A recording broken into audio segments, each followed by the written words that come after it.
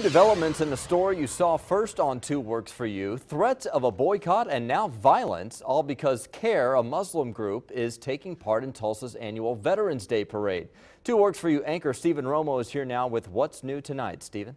Yeah, Brian, as soon as CAIR announced they wanted to enter a float in the parade, the controversy started, and it's now grown to include those anonymous threats to parade organizers. I talked to a CAIR board member who's also in the Army about why they want to be involved. I also talked to a Vietnam vet about why there's just so much anger.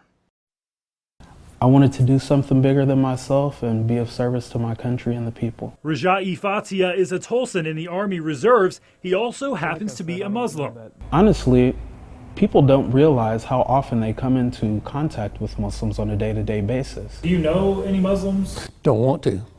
Don't know any. I've been around some of them, and I'm just leery of. Tom Martin fought in Vietnam, both men serving the country, but each with drastically different views on whether CAIR should be involved in the parade. Just being able to actively engage in thanking our men and women in uniform, we think is a privilege, and we'd like to be a part of that. They are compelled to do anything they can, say anything, lie, cheat, whatever, to get their word across until they get what they want. Tom says he's outraged that CAIR is involved. Rajai tells us not all of the feedback's been negative, and he doesn't even mind answering questions about Islam.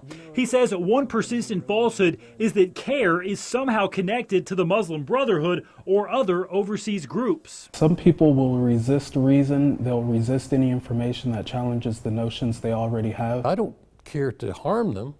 I'm not going to chop their heads off. But that's the way they do with us or stone us. CAIR says the controversy won't stop them from taking part in honoring veterans. Now, parade organizers tell me no groups have pulled out of the parade, but they have received some threatening phone calls from across the country, they're blaming them for CAIR taking part. There's also been a backlash on social media, calls to boycott that parade. Many people I talked to, though, hope the parade just goes on like normal. Stephen Romo, 2 Works for You. And the parade controversy has been a hot topic on Facebook since we broke the story last week. We want to know what you think. Join the conversation right now on our Facebook page, KJRH TV.